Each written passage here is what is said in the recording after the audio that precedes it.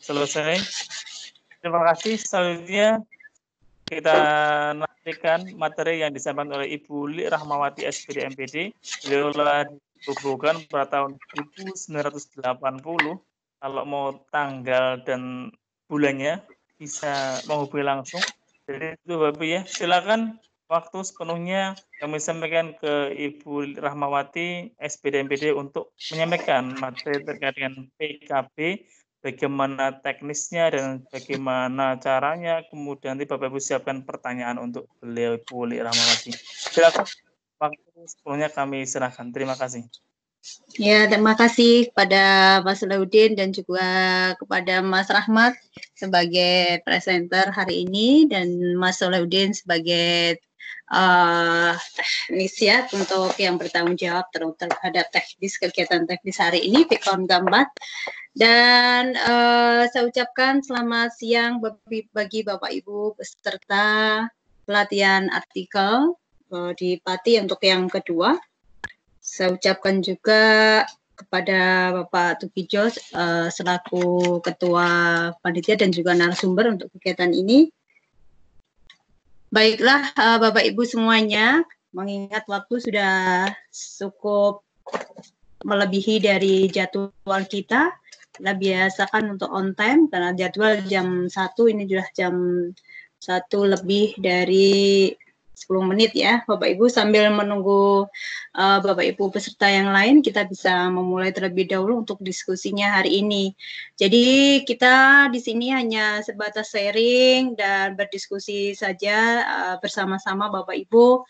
Jadi meskipun saya di sini membantu Bapak Ibu dalam rangka nanti apabila ada beberapa hal terkait PKB, PKG, dan juga PAK yang mungkin perlu didiskusikan bersama, insya Allah kami akan coba bantu. Jadi meskipun saya juga termasuk tim PAK, belum tentu saya semuanya paham terkait apapun yang berkaitan dengan kenaikan pangkat Bapak Ibu semuanya. Namun yang jelas nanti di sini kita coba berdiskusi dan sharing bersama. Baiklah Bapak Ibu peserta yang saya hormati, untuk siang hari ini perkenankanlah saya terlebih dahulu bahwa nama semua sudah paham Bapak Ibu ya. Jadi saya aslinya dari Gerobokan. Jadi selama ini saya sudah pegang untuk kepengurusan di MGMP di Kabupaten Gerobokan untuk Ketua MGMP IPA SMP, kemudian juga sebagai Ketua untuk PPII, kemudian untuk di kegiatan literasi juga, dan bersama Pak Tukijo di KLG.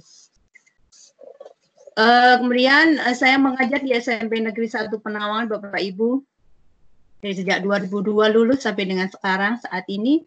Kemudian juga ditambahi terkait mengajar untuk tutor di UTPGSD Surakarta sampai saat ini juga. Dan beberapa sedikit pengalaman saya selama menjadi guru, bisa mendapatkan beberapa kesempatan untuk mengikuti lomba begitu Bapak Ibu. Dan di tahun 2018 sudah sampai ke provinsi, hanya sampai ke peringkat 6. Jadi itu untuk beberapa pengalaman saya terkait profil saya Bapak Ibu semuanya. Kita langsung saja masuk ke materi PKB Bapak Ibu, hanya sebatas untuk atau sekadar untuk mengingatkan ulang terkait pengembangan keprofesian berkelanjutan yang mungkin Bapak Ibu semuanya setiap tahun mengadakan perencanaan terhadap PKB yang tertulis di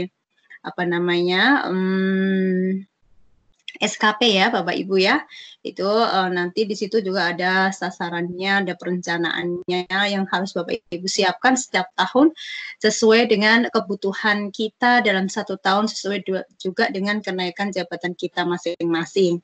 Jadi kebutuhannya dalam 1 tahun PKB kita itu berapa harus direncanakan, dan insya Allah apabila itu ada kesempatan maka harus dilaksanakan supaya nanti di akhirnya kita bisa naik pangkat sesuai dengan waktu waktu yang sudah disediakan gitu ya Bapak Ibu ya. Jadi untuk PKB itu adalah pengembangan kompetensi guru yang dilaksanakan sesuai dengan kebutuhan secara bertahap dan harus berkelanjutan. Dan semuanya itu tadi yang sudah saya sampaikan adalah untuk meningkatkan profesionalitas masing-masing Bapak Ibu semuanya.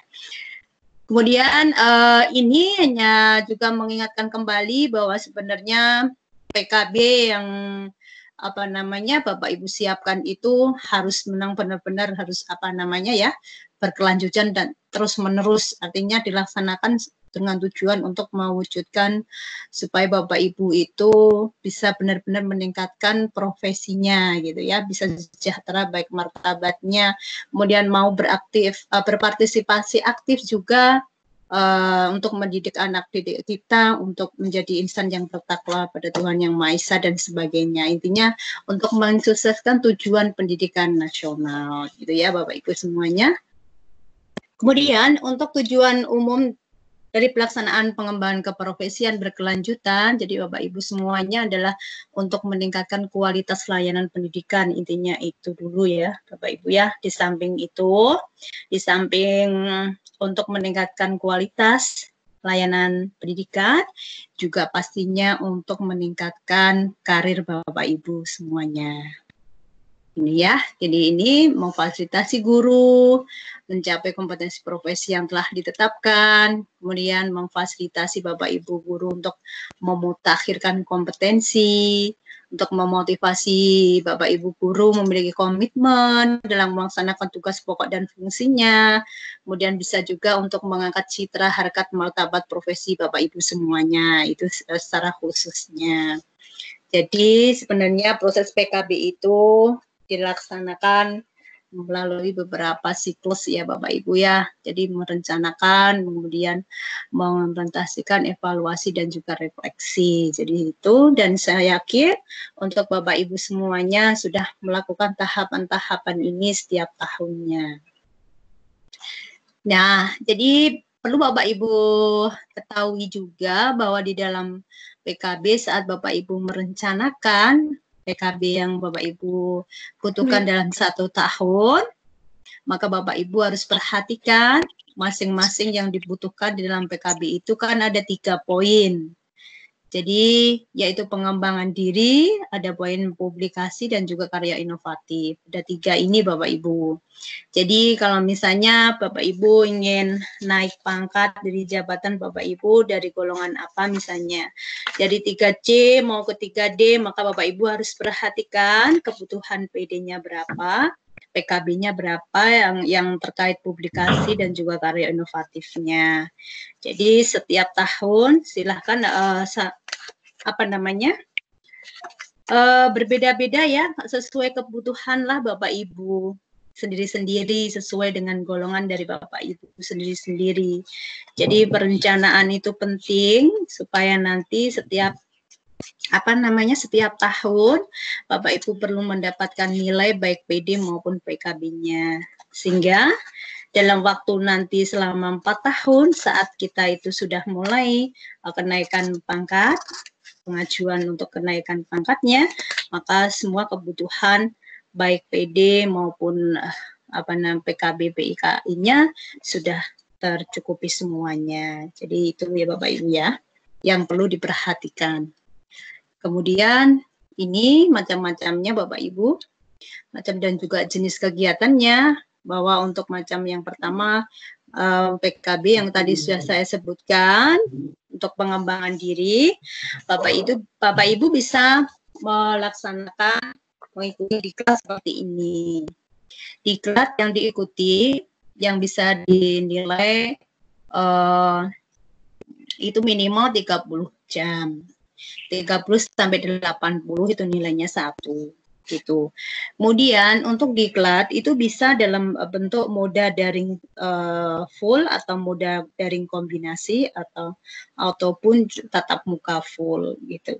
Jadi untuk pelatihan kita hari ini atau dari kemarin yang untuk grup adik kebetulan tidak tatap muka, dan juga maksudnya begini, tidak langsung dilakukan tatap muka, tapi kita tatap mukanya melalui daring, itu juga bisa. Jadi nanti tetap diperhitungkan. Jadi di dalam struktur kegiatannya dan juga sertifikat nanti sudah tertuliskan bahwa tatap muka melalui Vicon. Jadi setiap Vicon itu 2 jam, 2 jam kali 4 kali sudah 8 jam. Untuk pembimbingan daringnya melalui via daring itu juga sudah diperhitungkan, karena kalau penulisan artikel tidak akan mungkin 1 kali, 2 kali, 3 kali, 4 kali pertemuan selesai kan gitu ya. Jadi ada jedanya sekitar 2 bulan lah gitu ya.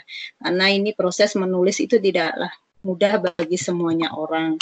Tidak semua orang lah intinya ya Bapak Ibu. Ada yang cepat, ada juga yang perlu proses agak cukup lama. Tapi tidak masalah itu ya Bapak Ibu. Kemudian yang kegiatan kolektif guru seperti MGMP, KKG itu juga bisa dinilai sebagai pengembangan diri masuknya. Jadi kegiatan kolektif itu sebenarnya adalah wajib bagi Bapak Ibu guru semuanya. Nanti di buku 4 sudah ada prosedur-prosedurnya. Jadi kalau kegiatan kolektif itu ada sendiri ketentuannya. Jadi sistemnya adalah sistem paket apabila itu kegiatan di KKG atau MGMP. Dalam 1 tahun itu bisa paket, misalnya kalau awal tahun pelajaran biasanya kami mengadakan di MGMP paket pengembangan silabus RPP bahan ajar. Itu minimal 3 kali pertemuan. Itu sesuai di buku 4 Bapak Ibu. Ya 3 kali pertemuan itu penilainya dinilai 1 paket 0,15. Jadi Bapak Ibu nanti silakan apabila nanti melakukan kegiatan MGMP maupun KKG, Bapak Ibu perhatikan paket kegiatan yang sudah ditentukan di buku 4. Tinggal dipilih aja mau ambil paket yang mana. Jadi paket 1 tadi pengembangan silabus, RPP dan sebagainya itu minimal 3 kali pertemuan MGMP. Nah, 3 kali pertemuan MGMP itu nilainya 0,15. Nah, 3 kali pertemuan itu tidak asal-asalan ya Bapak Ibu, ada ketentuannya. Jadi nanti kalau membuat jadwal perlu diperhatikan buku 4. Jadi 1 pertemuan minimal 3 jam pelajaran, di mana 1 jamnya 60 menit. Kalau itu MGMP atau KKG. Jadi sekali lagi itu bisa dijadikan sebagai nilai poin kita ya Bapak Ibu ya. Kemudian ada paketan lagi pengembangan instrumen penilaian. Itu juga 3 kali kegiatan di MGMP, nilainya 0,15 lagi. Gitu Bapak Ibu. Jadi di dalam buku 4 itu ada 5 paket Bapak Ibu untuk kegiatan KKG MGMP. Jadi pengembangan silabus RPP, paket pengembangan instrumen, paket pengembangan model-model pembelajaran, ada pembuatan alat peraga, ada karya ilmiah atau semacam PTK.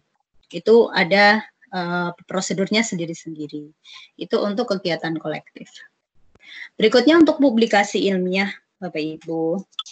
Jadi untuk publikasi ilmiah itu banyak sekali. Seperti halnya saat ini kita pelatihan penulisan artikel ilmiah di media massa, itu termasuk publikasi ilmiah. Kemudian presentasi ya, presentasi pada forum ilmiah. Nah, ketika presentasi ini kalau jadi pemakalah nilainya 0,2, kalau jadi peserta 0,1. Misalnya Bapak Ibu mengikuti seminar kayak gitu, kalau anggota maka Bapak Ibu masuknya ke sini pengembangan diri sini 0,1, kan ada sertifikatnya. Tapi kalau karena jamnya tidak ada 30 jam gitu ya. Kalau presentasi di sini maksudnya Bapak Ibu sebagai pemakalah nilainya 0,2. Jadi nanti buktinya makalah biasanya Bapak Ibu. Kemudian berikutnya ini publikasi ilmiah atas hasil penelitian gagasan. Ya, ini berupa PTK bisa, best practice bisa, makalah best practice itu bisa. Jadi yang penting dalam bidang pendidikan formal. Jadi kalau yang PTK itu nilainya 4 gitu ya Bapak Ibu ya. Dan biasanya saya rasa untuk Bapak Ibu sampai saat ini juga sudah ada yang membuat publikasi ilmiah yang berupa hasil penelitian atau gagasan ilmiah dalam bidang formal. Jadi laporan hasil penelitian itu ya Bapak Ibu ya. itu nilainya 4 kalau Bapak Ibu berupa PTK. Dan kalau berupa makalah pendidikan itu nilainya 2. Kemudian untuk publikasi berikutnya bisa buku pelajaran, kemudian buku pengayaan. Tadi yang saya sampaikan termasuk artikel ilmiah di media massa itu termasuk juga publikasi. Itu nilainya 1,5. Itu ya.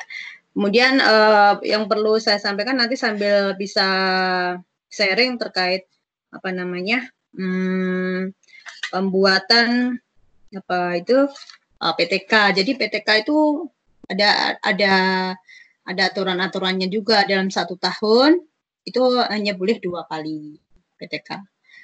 Kemudian untuk artikel itu dibatasi 3 kali.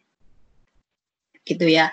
Jadi ada batasan-batasan, tidak asal kita punya terus kita asal membuat gitu enggak, tetapi untuk PTK itu 1 semester 1. Maka dari itu setiap kali membuat laporan PTK minimal 2 siklus itu intinya jadwal di dalam penelitian harus 6 bulan Bapak Ibu ya. Jadi sebaiknya 6 bulan karena 1 semester itu 1. Dan jangan lupa ketika nanti Bapak Ibu ingin menilaikan untuk PTK maka harus diseminarkan. Apabila tidak diseminarkan maka tidak akan diakui gitu ya. Jadi ada prosedurnya, syarat-syaratnya ada, semuanya sudah tertuang di buku 4. Jadi nanti Bapak Ibu yang kemarin sudah di-share juga dari Pak Tugijo untuk buku 4-nya dan buku 5 sudah ada yang revisi ya. Jadi Bapak Ibu silahkan kalau mau buka pakai yang revisi 2019. Untuk publikasi buku pelajaran, buku pengayaan, buku pedoman guru. Ini juga ada batasannya untuk buku pedoman guru ya Bapak Ibu ya. Tidak setiap ini kita jadi ngirim buku pedoman guru tidak, tetapi harus mengirim untuk pedoman guru itu 1 ya. Itu Bapak Ibu. Kemudian karya inovatif ini diantaranya menemukan teknologi tepat guna, karya seni, modifikasi. Nah, ini misalnya membuat video pembelajaran, itu juga harus ada aturannya sendiri. Sekian menit, berapa kali videonya, kayak gitu. Kemudian alat media, alat peraga, pembelajaran, itu juga masuknya karya inovatif. Kemudian menciptakan karya seni, misalnya seni tari, musik, atau lukis atau patung gitu ya, itu semua juga di dalam buku 4 tertuang semuanya. Jadi kalau Bapak Ibu ingin mengajukan penilaian, silahkan pasti Bapak Ibu pedoman yang paling kuat adalah buku 4 itu. Jadi jangan sampai Bapak Ibu membuat sebuah karya atau apapun ya, karya apapun tidak berpedoman kepada buku 4. Dan itu disayangkan. Jadi kalau sayang apabila tidak dinilai. Jadi karena sebagian besar tim penilai itu mengajunya di buku 4 dan penolakannya di buku 5. Yang perlu diperhatikan itu Bapak Ibu. Dan kita lanjut. Jadi Bapak Ibu perlu ketahui bahwa sebenarnya penilaian kinerja guru, kemudian pengembangan keprofesian berkelanjutan dan PPK ini merupakan salah satu paket ya, satu paketan dalam 1 tahun. Ini harus dibuat gitu ya. Jadi dan ini 3-tiganya ini sebenarnya adalah digunakan Bapak Ibu untuk kenaikan pangkat atau untuk pengajuan angka kredit tahunan gitu ya, untuk pengajuan daftar usulan PAK tahunan. Ini semuanya ini harus terpenuhi. Jadi jangan sampai antara di PPK atau di SKP, antara perencanaan PKB kita, jangan sampai apa yang kita laksanakan atau kita dapatkan PKB-nya tidak ada tertuang di dalam PPK atau di SKP-nya tidak ada. Itu nanti tidak akan dinilai Bapak Ibu. Jadi seperti yang kemarin sudah ada yang tanya, jadi ada namanya revisi SKP ya, di akhir-akhir tahun itu ada bolehlah merevisi SKP. Jadi belum tentu kan kita namanya merencanakan, belum tentu kadang apa yang kita laksanakan itu misalnya pelatihan dari dinas pendidikan tahu-tahu ditunjuk, kita nggak tahu kan gitu ya sebelumnya, misalnya seperti itu. Jadi kita bisa menambahkan gitu, karena kalau kita tidak tulis di dalam SKP maka akan percuma saja, tidak akan dinilai gitu. Jadi tim PAK itu pasti akan melihat di SKP-nya ada enggak ini gitu ya, yang diajuin itu PKB-nya. Kalau tidak ada maka tidak bisa dinilai. Begitu juga dari BKN. Jadi BKN itu detail sekali Bapak Ibu. Jadi SKP itu juga ada aturan-aturannya dalam membuat SKP, tidak asal-asalan gitu ya. Jadi kan biasanya dikembalikan apabila SKP-nya tidak cocok, tidak benar gitu, dikembalikan lagi. Jadi itu pengalaman-pengalaman yang berada di daerah kami kemarin itu. Jadi teman-teman kami yang melakukan revisi BTL dari BKN itu dikembalikan termasuk SKP gitu ya.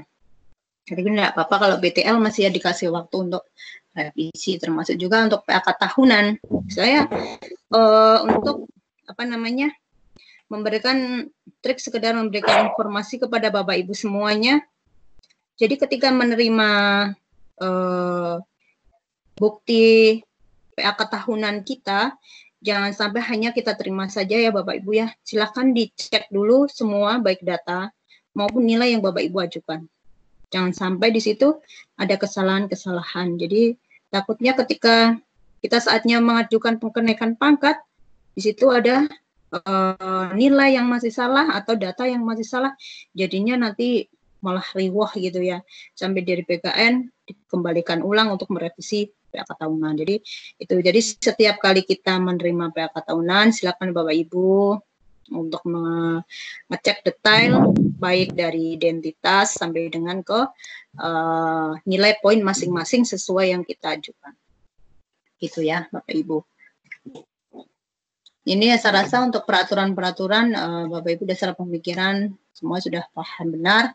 Yang paling Bapak Ibu banyak butuhkan itu adalah ini ya sebagai pedomannya. Jadi pedoman dari Bapak Ibu semuanya ketika nanti ingin mengajukan kenaikan pangkat yang setiap jenjangnya Bapak Ibu harus memperhitungkan berapa angka kredit yang dibutuhkan, kemudian angka PKB-nya, dan juga angka kredit penunjangnya. Jadi ingat juga, jadi ketika Bapak Ibu mengajukan draft untuk perhitungan PAK, penunjang mohon untuk diperhatikan benar. Jadi karena penunjang itu ada batasannya, tidak boleh lebih dari 10%. Jadi selama periode mau kenaikan pangkat itu nanti penunjangan juga akan kumulatif, artinya di total. Selama misalnya 4 tahun saya mau mengajukan kenaikan pangkat misalnya. Jadi 4 tahun itu benar-benar di total, dari tahun berapa sampai tahun berapa itu menunjangnya berapa. Kalau melebihi 10% dari angka kredit kebutuhan kita, maka di situ akan dicoret dan harus ada revisi di bagian salah satu PAK-nya. Harus dinolkan atau dikurangi. Bagaimana, intinya tidak boleh melebihi 10%. Itu ya Bapak Ibu ya. Kemudian perlu juga sebagai informasi tambahan, itu yang kemarin sempat dipertanyakan dari BKN teman yang mengajukan pangkat, itu juga jangan sampai Bapak Ibu ketika membuat sebuah karya itu tidak logis. Jadi ketika kita ini naik pangkatnya secara prosedur kan 4 tahun ya, karena angka nilai PKG kita itu minimal baik, kalau diperhitungkan secara logis itu 4 tahun baru bisa naik. Kemudian ketika kita membuat karya pun juga harus logis, misalnya 4 tahun itu kita mau butuh PKB-nya itu berapa. Dari publikasi sama KI, misalnya butuhnya PIKI misalnya 8. Nah, dari 8 itu jangan sampai Bapak Ibu membuat dalam 1 tahun itu langsung nilainya 8. Nah, itu akan dipertanyakan, sangat-sangat dipertanyakan oleh BKN. Dan bahkan dikembalikan gitu. Jadi kalau membuat karya ya bertahap lah Bapak Ibu. Misalnya, jadi tahun ini membuat 2 buah karya, nilainya 4, besok misalnya nilainya 3, besok gitu. Jadi bertahap. Jangan sampai sekali tapi banyak gitu ya. Itu nanti justru akan dipertanyakan. Malah justru harus dikurangi gitu karena tidak tidak logis. Masa Bapak Ibu guru hanya mau bikin karya aja terus, tapi nanti gimana untuk proses pembelajarannya gitu. Itu BKN gitu ya, catatannya dari sana seperti itu Bapak Ibu. Itu tambahan informasi saja ya Bapak Ibu ya. Jadi saya rasa dari Bapak Ibu semuanya sudah paham benar. Jadi syarat-syaratnya mau 3C ke 3D, maka saya harus apa? Yang harus dibikin itu apa saja misalnya. Jadi yang untuk PTK itu dari wajib dari mulai 3D ke atas. Jadi ya untuk PTK. Meskipun gitu, misalnya ada yang dari golongan 3C atau 3B ke 3C, ada yang bikin PTK ya tidak apa-apa, tapi tidak begitu wajib, tidak diwajibkan. Nah, yang diwajibkan mulai dari 3D sampai berikutnya. Gitu. Ini ya Bapak Ibu ya. Ini juga sebagai ya agak berisik. Baik, saya lanjutkan. Jadi ini adalah beberapa jabatan yang ada yang dimiliki oleh ASN semuanya mulai dari golongan 3 sampai ke 4D. Jadi macam PIKI-nya yang wajib apa itu yang ini saya perlu ingatkan jadi Bapak Ibu. Apabila ini wajib maka ya harus gitu ya. Jadi minimal 1 PTK itu. Jadi wajib minimal 1 PTK sepertinya PIKI. Yang lain tidak apa-apa. Itu. Bisa di-mute kan Mas Rahmat?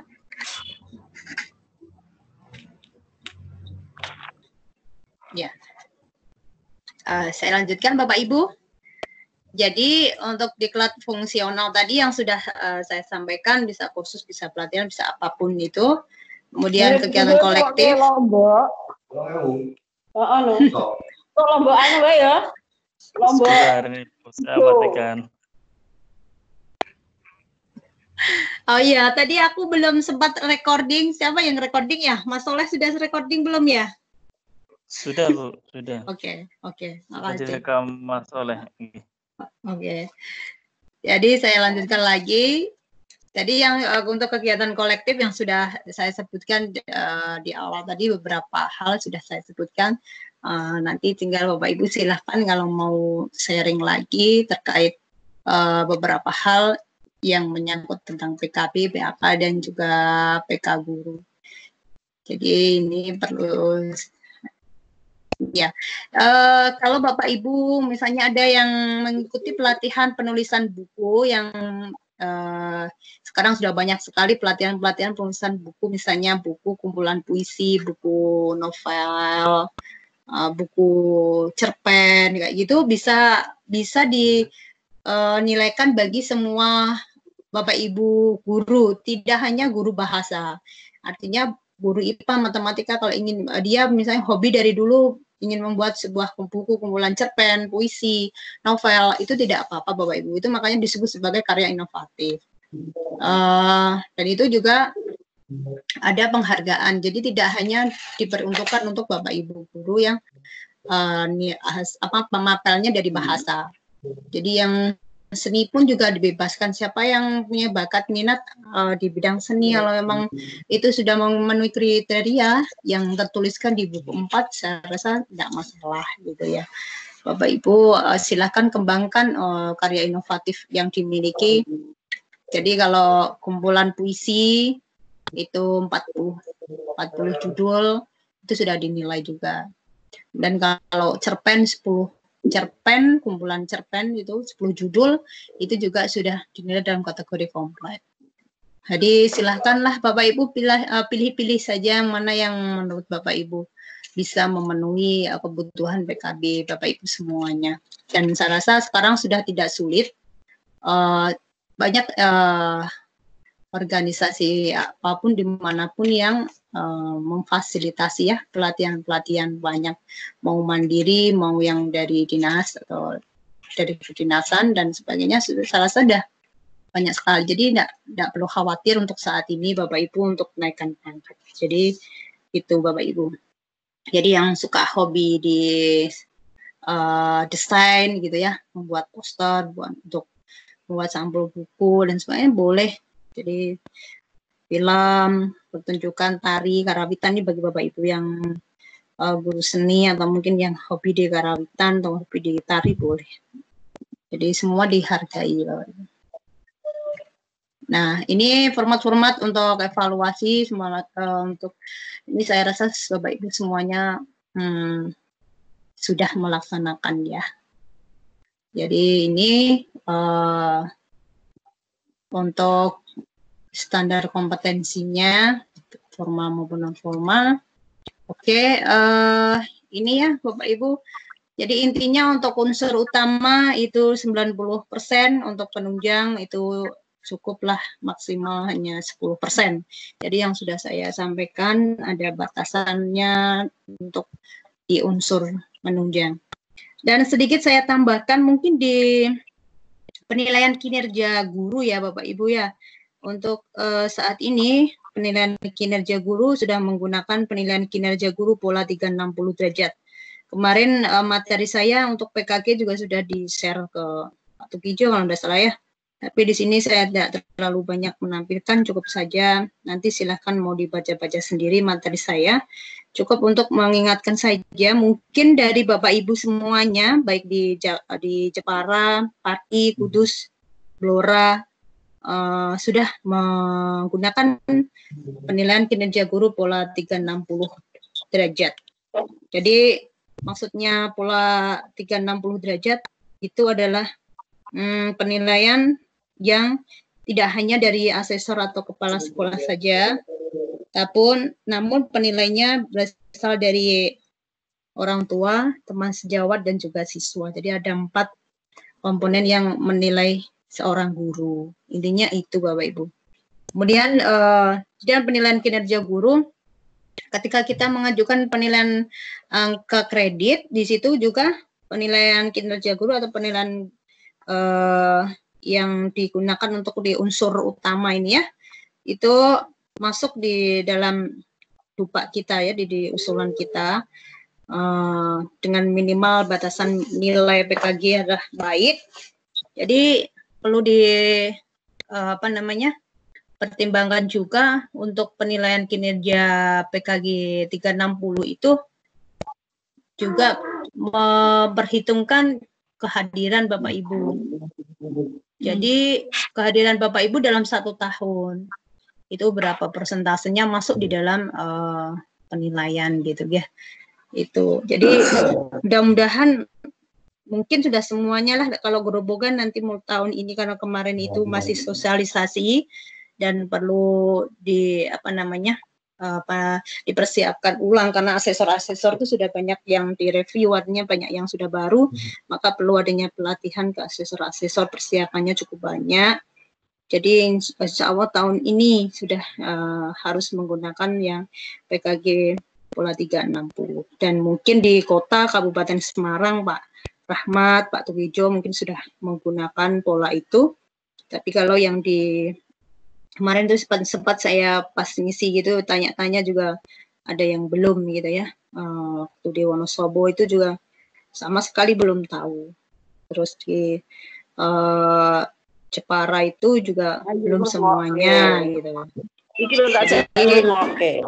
Tapi disarankan dari kementerian itu kemarin waktu saya ikut pelatihan yang untuk jadi koordinator PKG pola 360, baru tahun kemarin tahun 2019 itu sudah mewajibkan untuk semuanya menggunakan penilaian kinerja baru terbaru itu. Dan mudah-mudahan nanti Bapak Ibu semuanya sudah gitu ya, yang bergabung di pelatihan Pati mudah-mudahan sudah menggunakan pola 360 gitu. Jadi itu Bapak Ibu sedikit sharing dari saya. Sudah cukup hampir 30 menit ya.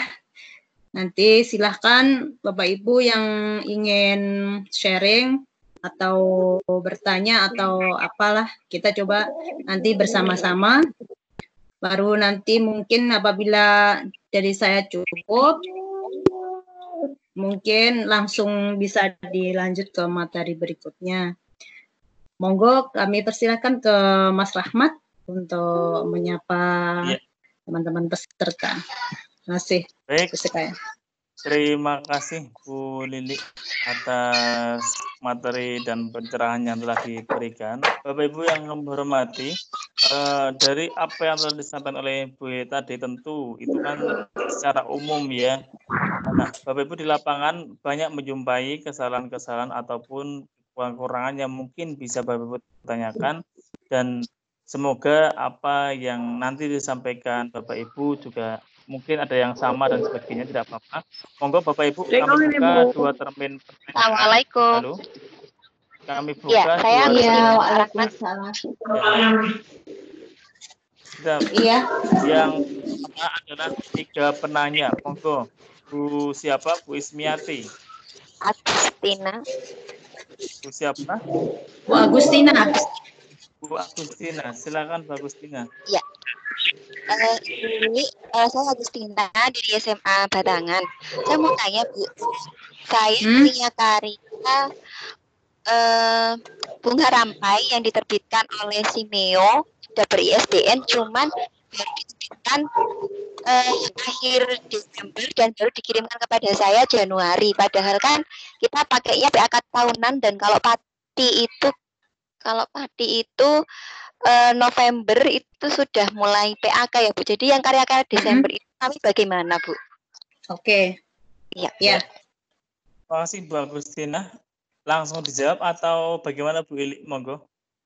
Oke, kalau misalnya mau langsung saya jawab juga nggak apa-apa, Pak Rahmat. Ya. Baik. Ya, terima kasih kepada Bu Agustina atas pertanyaannya. Jadi, apabila karya Ibu itu setelah pengajuan waktu PAK tahunan, tidak apa-apa Bapak Ibu. Jadi termasuk kita tim PAK itu akan juga tahu gitu ya. Jadi karena biasanya memang untuk PAK itu tahunan itu November gitu ya, sudah mulai mengumpulkan. Apabila karyanya itu di bulan Desember, tidak apa-apa, nanti disertakan surat keterangan belum dinilaikan dari kepala sekolah atau atasannya gitu ya. Dan insya Allah untuk tim penilai itu sudah paham, oh ya kita lihat di bulan Desember, oh ya gitu. Jadi kita kalau menilai itu pasti detail, ini terbit bulan berapa, tanggal berapa di ISBN dan sebagainya, kita checking seperti itu. Untuk Ibu Agustina jangan khawatir, tetap diajukan saja dan ditambahkan untuk bukti keterangan dari atasan bahwa itu belum dinilaikan gitu. Itu Iya Bu, lagi Bu. Iya. Oh, iya. Lagi Bu, kalau misalnya artikel tersebut ada artikel lagi yang kami tulis dalam grup ya Bu, kebetulan saya ketua timnya dan ada anggota 1. Itu bisa juga Bu untuk artikel ber-ISBN. Bentar. Bernilai nggak Bu? Oke. Itu artikelnya apa ya Bu? Berupa artikel apa itu Bu? Pembelajaran. Artikel misalnya, bentar, putus ya. Kayak ini, kayak apa ya? Kayak jurnal. Seperti jurnal. Ya, oh, jurnal. Itu yang membuat berapa Bu? 2. Ya. Jadi kalau membuat 2 boleh, itu nanti sudah satu judul berdua.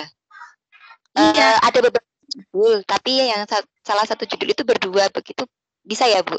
Oh, satu judul sebuah karya ya Bu ya, itu baik artikel maupun makalah atau apapun, buku dan sebagainya, itu apabila dua penulis itu 60%, 40%, siapa yang jadi ketuanya, siapa yang anggotanya, itu harus ada jelas keterangannya. Gitu. Oke. Terima kasih Bu Lili. Ya, sama-sama. Jadi seperti itu Bu Agustina ya.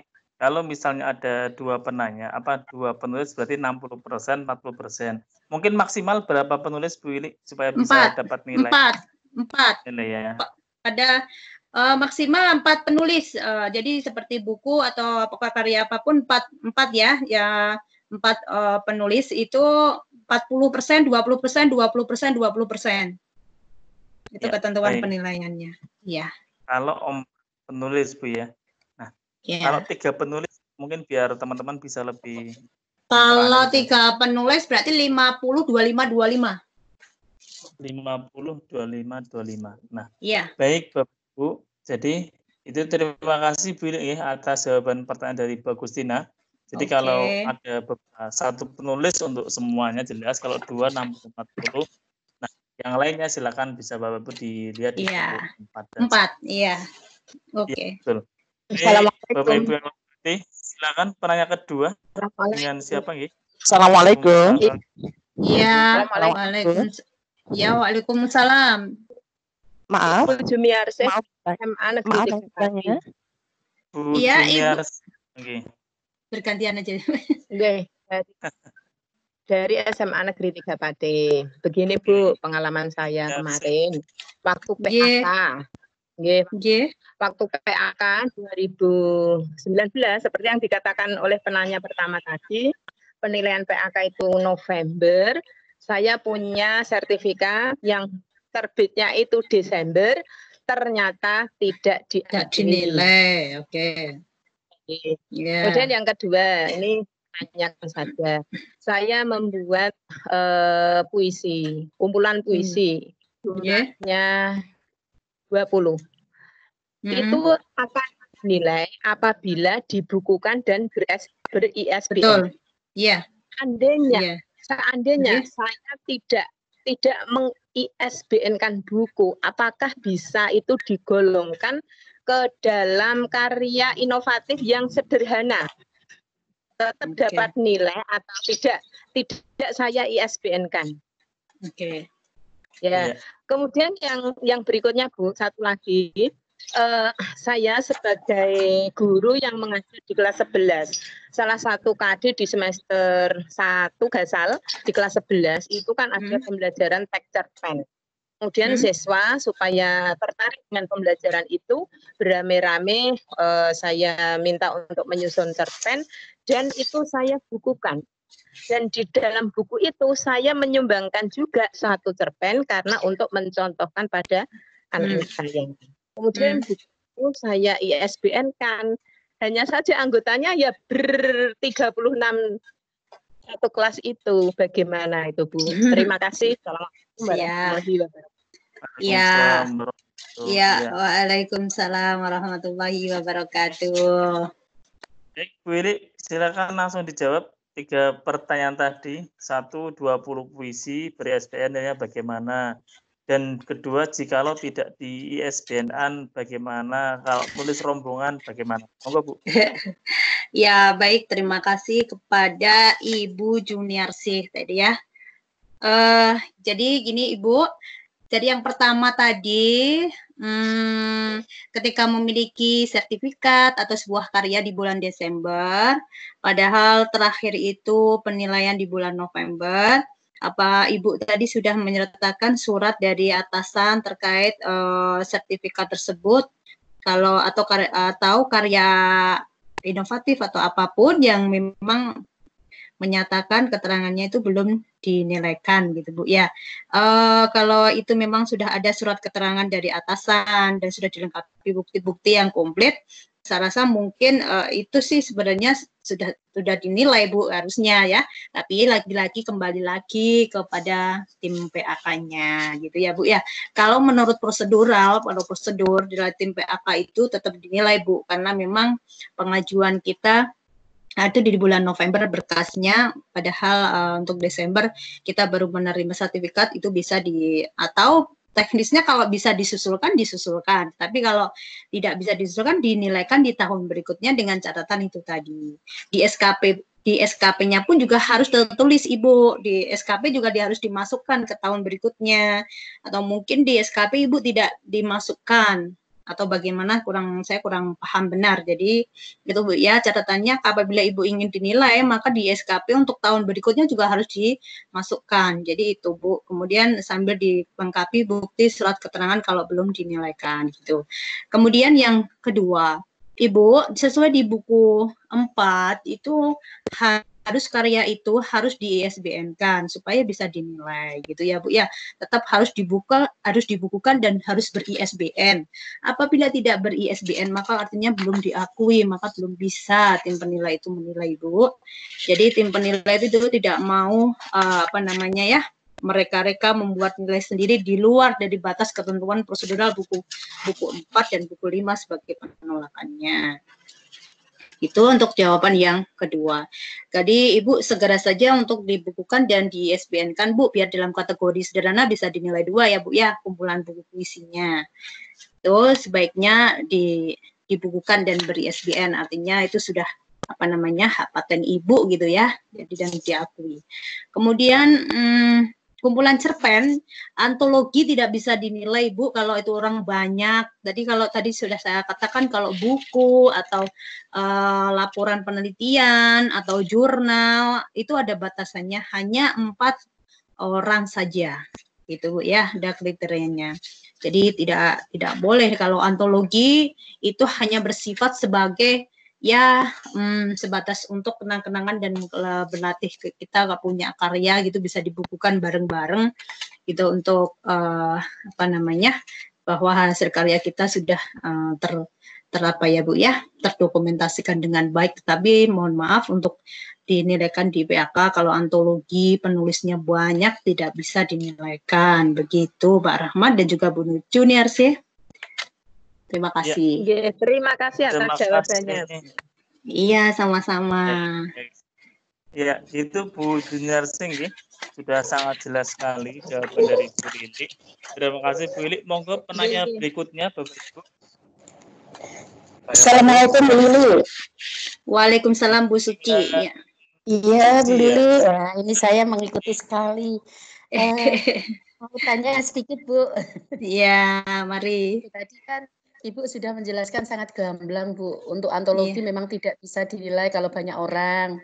Tapi saya mau tanya Bu, kalau semisal tulisan atau seni sederhana, karya sederhana tadi yang Ibu jelaskan, tapi ditulis sendiri Bu, apakah juga ada nilainya Bu?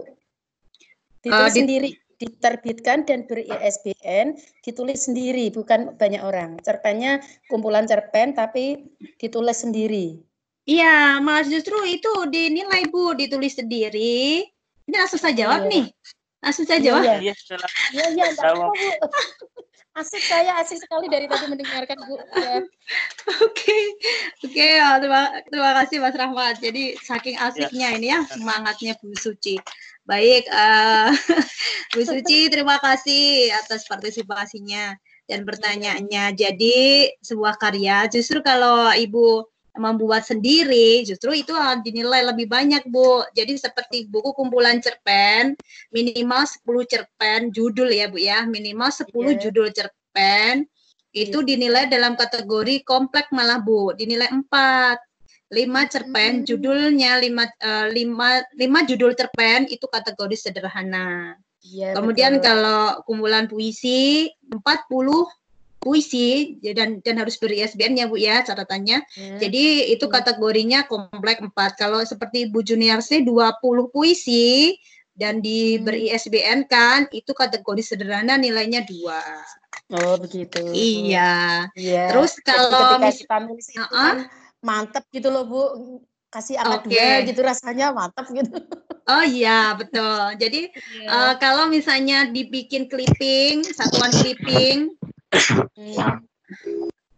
kan ada ini Bu dibikin clipping tetapi syaratnya itu adalah diterbitkan di media massa yang ber-ISSN seperti begini misalnya Pak Tukijo kan juga memfasilitasi nih Bu, saya udah pernah nih Bu membuat puisi yang dikirim ke media massa Bu ya. Nah puisi-puisi yang dikirim di media massa itu di clipping. Kalau 40 judul puisi yang diterbitkan di media massa yang ber-ISSN sama Bu dalam kategori kompleks nilainya 4. Itu hanya diterbitkan tapi tidak dicetak dari buku tetapi diterbitkan di media massa di koran-koran. Iya. Di koran-koran itu diterbitkan nanti Ibu kumpulin terus di clipping 40 judul. Itu nilainya 4. Kalau 20 judul puisi nilainya 2. Begitu juga cerpen. Ibu kirim cerpen di media massa diterbitkan. Besok lagi kapan lagi ngirim, dikumpulin ya Bu ya. Dikumpulin. Nanti kalau misalnya 5 cerpen dibuat clipping kategori sederhana. Kalau 10 cerpen dibuat clipping kategori kompleks. Gitu Bu. Oke, wah Wah, ini loh Bu yang saya tunggu-tunggu penjelasan kayak gini nih. Ya. Baik. Bu Suci, Subhanallah. Bu ya. Iya, Bu mau tanya sedikit lagi ya Pak ya, maaf. Sedikit Oh, iya. saja. Bu, itu tadi Iya.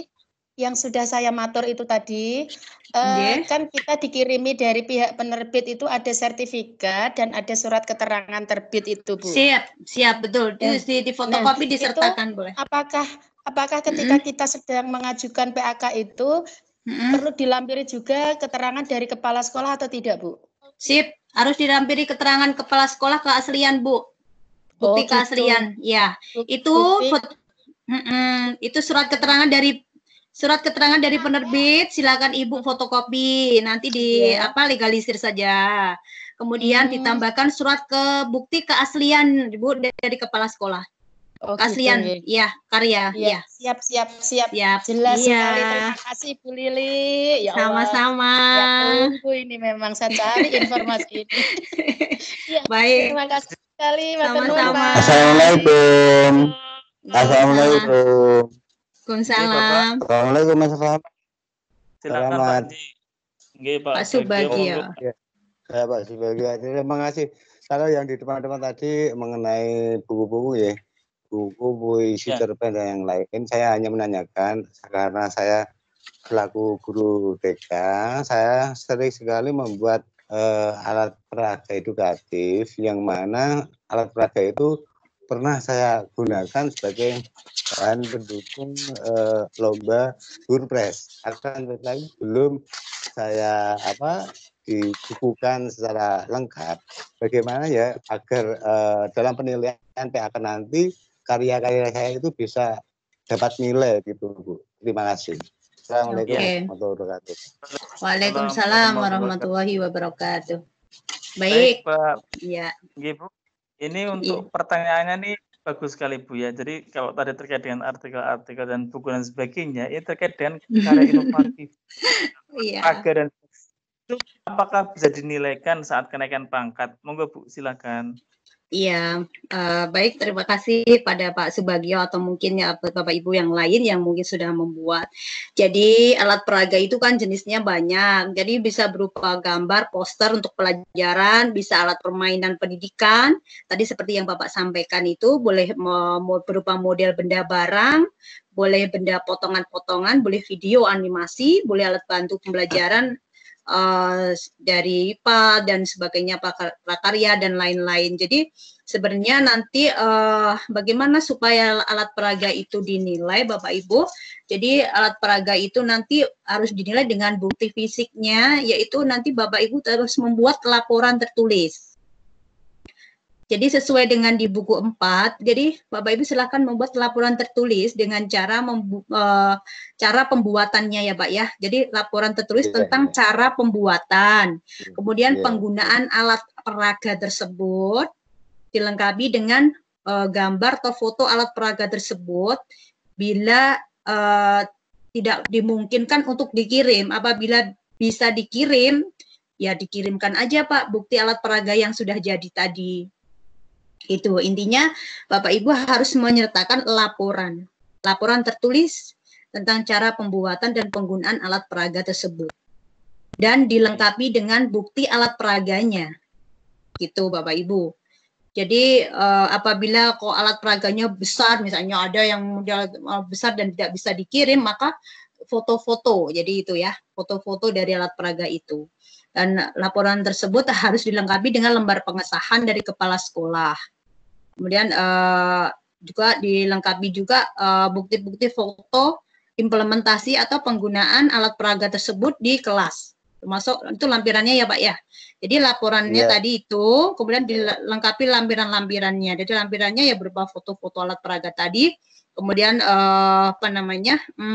juga implementasi. Jadi ketika Bapak Ibu menggunakan alat peraga tersebut dengan anak didik atau dengan peserta didiknya, itu dipakai saat di kelas ini jam gitu kan. Jadi membuat seperti perencanaan pembelajaran juga disertakan sebagai bukti lampiran kalau alat peraga tersebut bisa atau sudah digunakan Bapak Ibu untuk benar-benar memperjelas konsep atau materi tertentu. Begitu Bapak.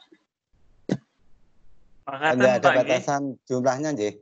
Jumlahnya nggak ada batasan. Satu pun bisa dinilaikan. Misalnya membuat alat peraga satu, kemudian dinilaikan. Atau ya, mungkin ada batasan minimal 2 karya atau 3 karya atau berapa gitu. Enggak. Kalau alat peraga satu, Pak. Kalau alat peraga itu cukup satu, Pak. Nanti kalau kategorinya sederhana nilainya 1. Kalau kategorinya kompleks nilainya 2. Itu Pak, ada kategori-kategorinya lagi. Ya, di buku 4 nanti Pak ya. Jadi kalau kategori kompleks itu ya memang itu Pak, kalau kompleks ya Pak ya. Kalau kompleks itu 2 alat bantu pelajaran, 2 set model, 2 poster.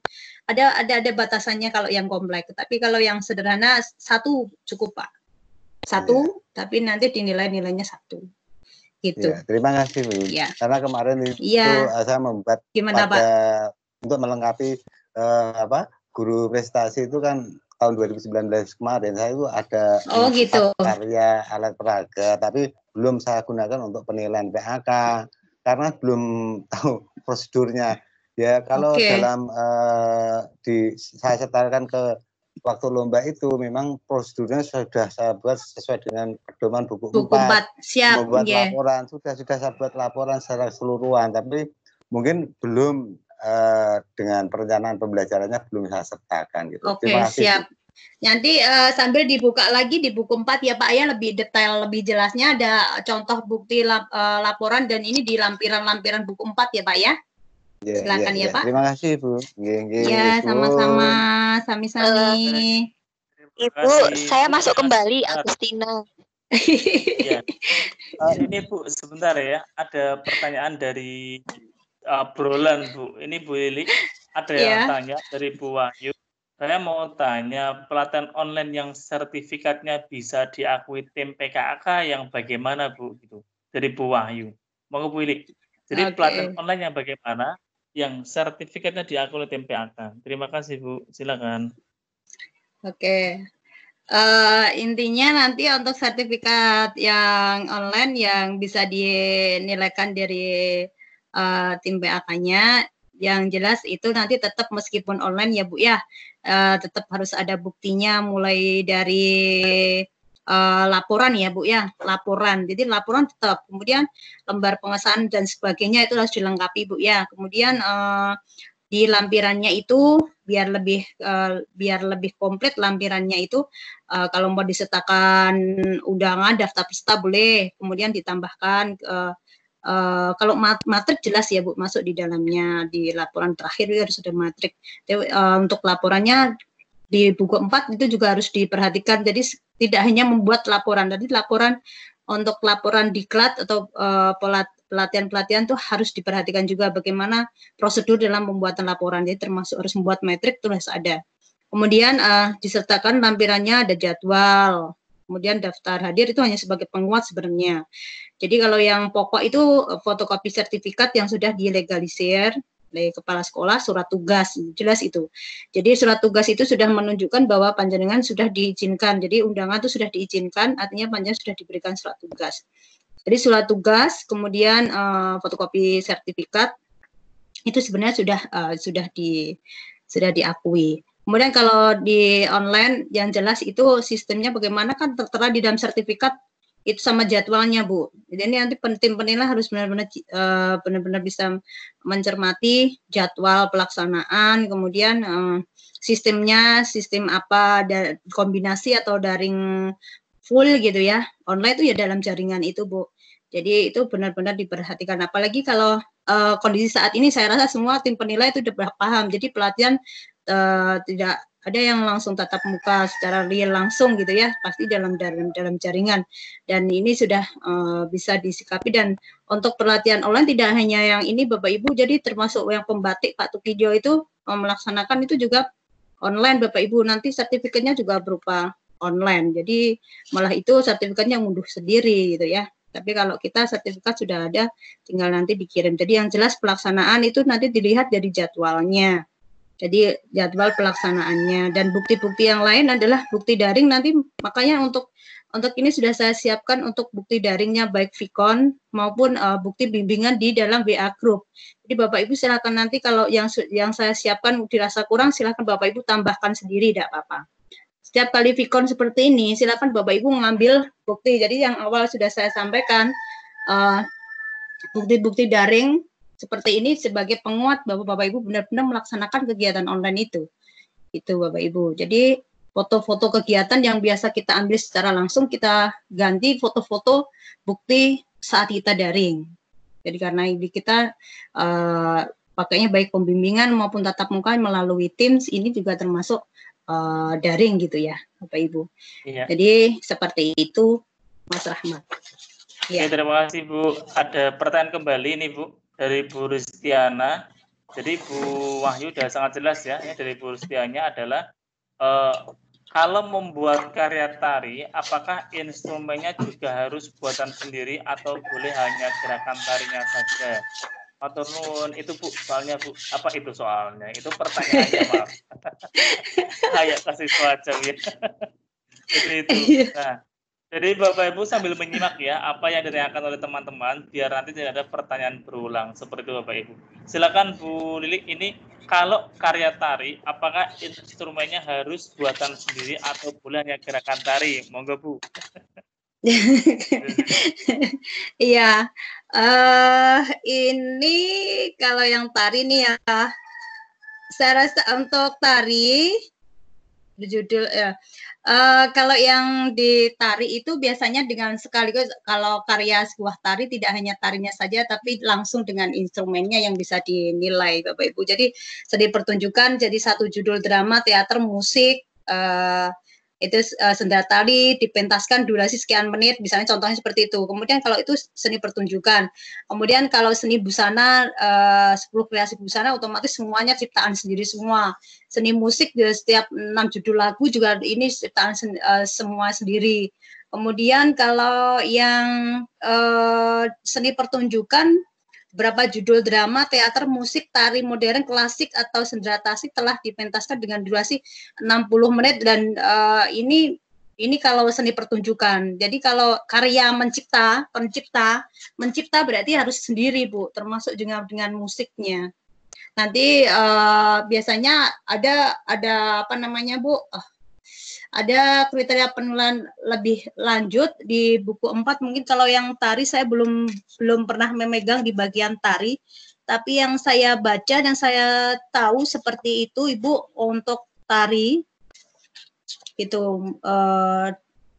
Jadi kalau misalnya tempat saya kalau tim PAK itu yang khusus yang untuk tari itu tari, musik, patung tuh sudah dikriteriakan sendiri tim penilainya. Jadi tidak semua jadi satu. Jadi ada ahlinya sendiri, tenaga ahli sendiri untuk untuk menilai dari kreasi atau hasil karya cipta dari Bapak Ibu semuanya. Jadi itu sementara Mas Rahmat, karena kalau yang tari saya belum begitu detail bisa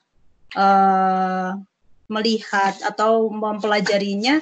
Kalau saya baca dari buku 4 sih itu. Jadi adanya seni pertunjukan, seni rupa, seni busana, seni musik, desain komunikasi visual, seni sastra. Itu Mas. Iya. Oke. Halo.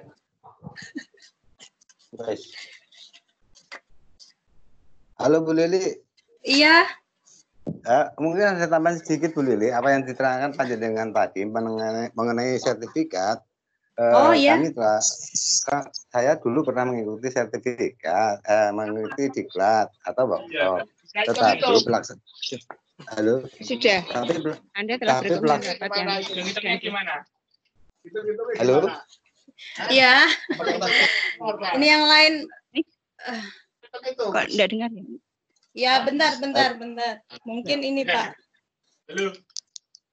Halo. Iya. Gantian aja ini yang bicara mungkin ya. Pak Bagio, monggo dilanjut Pak Bagio. Oh ya, terima kasih. Itu gini mengenai yang dengan jelasnya tadi mengenai sertifikat. Oke. Ketika teman-teman itu mengikuti diklat atau workshop di lain daerah, tetapi pelaksanaannya itu mungkin di tengah-tengah akhir pekan, mungkin hari Rabu sama Kamis seperti itu. Tetapi ternyata sertifikat yang disertakan dalam PAK itu kok nggak dinilai. Alasannya, nyun sewu ini alasannya karena mungkin loh, kapan dia mengikuti pas hari pembelajaran, hari efektif seperti itu. Makanya gitu. mungkin tadi belum Bu Lili belum nyinggung masalah itu. Mungkin untuk teman-teman yang di wilayah Pati mungkin jangan sampai harinya seperti itu terulang. Iya betul Bu, betul Bu. Gitu. Terima kasih Bu. Ya, Oke. Ya. Baik. Makasih Bu. Ya sama-sama. Baik, terima kasih Pak Subagio.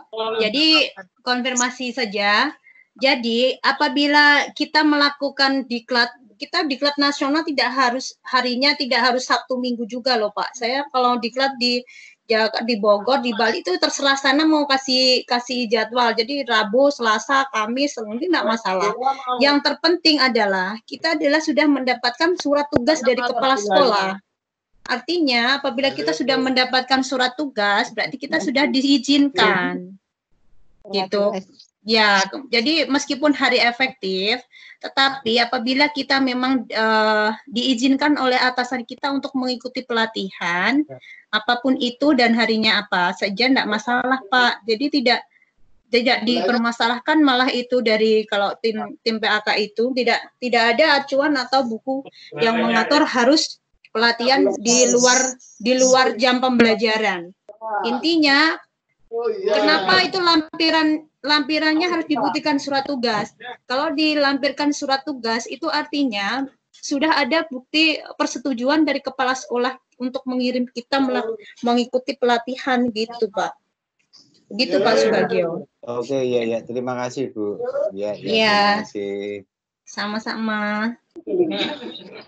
Jadi cukup jelas Bapak Ibu ya. Jadi cukup jelas. Mohon Bapak Ibu matikan untuk yang tidak bertanya mic-nya ya. Masih ada. Assalamualaikum. Silakan Pak. Monggo. Assalamualaikum. Dengan Ibu siapa? Waalaikumsalam. Dengan Ibu siapa ya? Monggo. Bu Umayyah. Silakan Bu Umayyah. Monggo Bu. Tadi sudah disebutkan untuk 1 tahun artikel itu dibatasi dalam penilaian. Sedangkan kami punya beberapa artikel yang tidak bisa dinilaikan tahun ini misalnya. Bolehkah artikel yang selebihnya tadi dinilaikan tahun depan? Itu yang pertama. Kemudian yang kedua, untuk antologi cerpen, maaf kami belum bisa menyalurkan atau kemana arahnya antologi cerpen itu sehingga bisa ber-ISBN dan bisa dinilaikan. Begitu saja, terima kasih. Terima kasih Bu Maya. Nah ini Bu, antologi cerpen bagaimana bisa dinilaikan gitu. Monggo Bu Lili. Ya baik, terima kasih Bu Umayyah ya tadi ya yang bertanya. Terima kasih Bu Umayyah. Yang pertama terkait penerbitan artikel ya Bapak Ibu. Makanya yang tadi sudah saya sampaikan sejak awal. Jadi ketika kita membuat perencanaan PKB, sesuaikan dengan angka kebutuhan kita masing-masing dalam 1 tahun itu. Jangan sampai dalam 1 tahun itu kita mencapai nilai PKB yang PIKI-nya itu berlebih gitu ya Bapak Ibu ya. Jadi kalau bisa itu di jeda, artinya yang berkelanjutan. Jadi tahun ini cukup ini, kemudian tahun besok lagi gitu. Tapi kalau misalnya Bapak Ibu sudah terlanjur ya, seperti Bu Maya ini yang ditanyakan kan karena sudah terlanjur, karena sudah memiliki beberapa karya dalam 1 tahun itu, dan bagaimana jika dinilaikan di tahun berikutnya gitu ya. Kalau dinilaikan di tahun berikutnya, tetap kita lihat tadi bulan terbitnya Bu, Bapak Ibu semuanya. Dan itu pun juga tergantung kita kembalikan ke tim PAK daerah masing-masing gitu ya. Jadi kalau kita sebuah karya itu, kalau yang publikasi itu jangan sampai melewati batas penilaian kecuali kalau tadi tertera di bulan Desember, karena memang bulan Desember itu kita sudah artinya kita sudah terakhir dalam pengumpulan berkas, ataupun kalau bisa disusulkan saja langsung direvisi untuk susulan berkas itu malah lebih aman lagi. Tapi kalau jedanya lama, kok dinilaikan di tahun berikutnya, itu kalau saya tidak bisa menjawab kepastiannya, kan dikembalikan ke tim penilaian masing-masing daerah gitu Bu. Jadi meskipun sudah ada keterangan belum dinilaikan, ya semoga saja bisa, tetapi lagi-lagi itu adalah hak dari tim PAK daerah masing-masing. Kemudian yang kedua, antologi cerpen, bagaimana ya caranya supaya ber-ISBN? Ya silakan hubungi Pak Tukijo aja Bu, bisa membantu beliau. Karena beliau karena beliau juga mengadakan pelatihan penulisan buku. Jadi kami itu KLG di dalam kelas literasi Jateng itu kita tidak bergerak di dalam artikel saja, tetapi menulis buku juga, baik buku pendidikan maupun non pendidikan. Jadi fiksi non fiksi. Jadi Bapak Ibu yang memang sudah mempunyai karya, silahkan bisa menghubungi Pak Tukijo, bisa nanti dibantu untuk penerbitan bukunya. Begitu, Bu Maya. Terima kasih Bu Lili. Nah, jadi itu Bu Maya dan Bapak Ibu guru yang lain bahwa KLG Jateng sudah mengadakan berbagai macam pelatihan, di antara dengan penulisan artikel serta penulisan buku. Nah, buku populer maupun buku yang non populer, referensi dan sebagainya. Jadi silakan ikuti terus kegiatan KLG Bapak Ibu ya.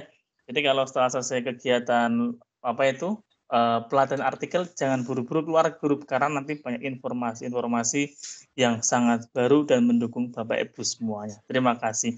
Oke. Ada pertanyaan lain ini, Bu? Ada pertanyaan lain. Saya, Sebentar, ini.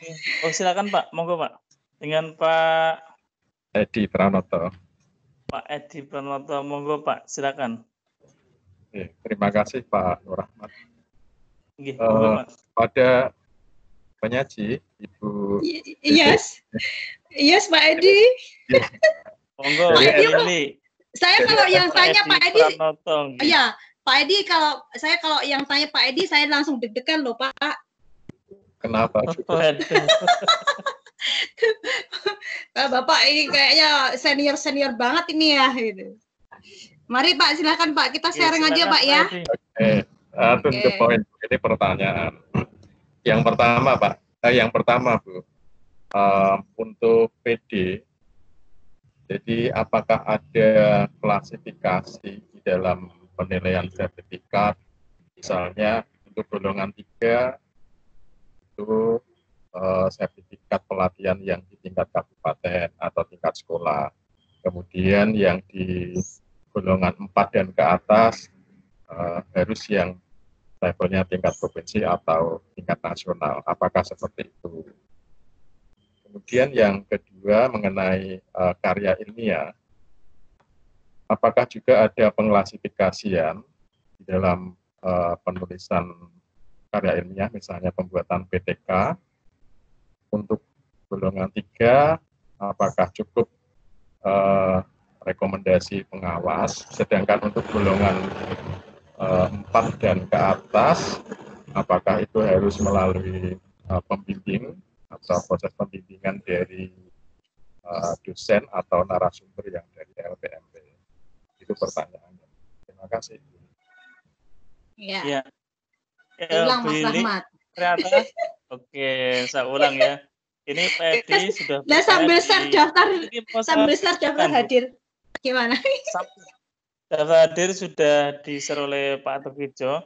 Nah, silakan bisa Pak Persani di kolom percakapan di obrolan di obrolan itu sudah ada untuk presensinya. Nah, yang ditanyakan oleh Pak Edi ini sudah tertulis di kolom ini obrolan Bu Lili. Oke. Untuk PD, apakah ada pengklasifikasiannya? Misal untuk golongan 3 dan 4 itu hanya tingkat sekolah, tingkat kabupaten. Oke. Untuk 3 itu apa semuanya bisa, nggak terbatas? Tiap golongan bebas mana? Silakan Oke. Bu, monggo. Yang PD dulu ya Pak Edi ya, saya jawab ya. Yang PD yang PD dulu saya jawab. Jadi selama ini tidak ada Pak di buku 4 penggolongan untuk golongan ini harus sertifikatnya, ini tidak ada Pak. Jadi semua itu all Pak, untuk semuanya. Jadi di sini langsung bersifat umum dan berlaku untuk semua golongan Pak. Jadi tidak ada penggolongan untuk golongan A harus dari tingkat sekolah saja, golongan 3A 3B, misalnya golongan berikutnya 4A harus tingkat misalnya provinsi sampai nasional, tidak ada Pak. Tidak ada penggolongan itu. Kalau yang penggolongan mah untuk Lupres Pak, nanti ya Pak ya, untuk guru prestasi Pak. Ada penggolongan penilaian. Tetapi kalau untuk PAK sampai saat ini di buku 4 tidak ada Pak, tidak ada pengkhususan tiap golongan. Terima kasih. Makatan Pak Edi ya.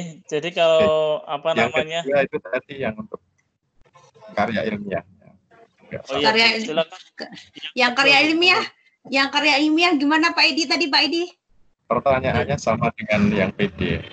Oh gitu, tidak. Ada pengklasifikasian kalau untuk golongan 3 cukup bimbingan atau rekomendasi pengawas di kabupaten. Sedangkan yang untuk golongan 4 dan ke atas, apakah harus melewati proses pembimbingan lewat dosen pembimbing atau dari LPS? Oh ya, oke siap.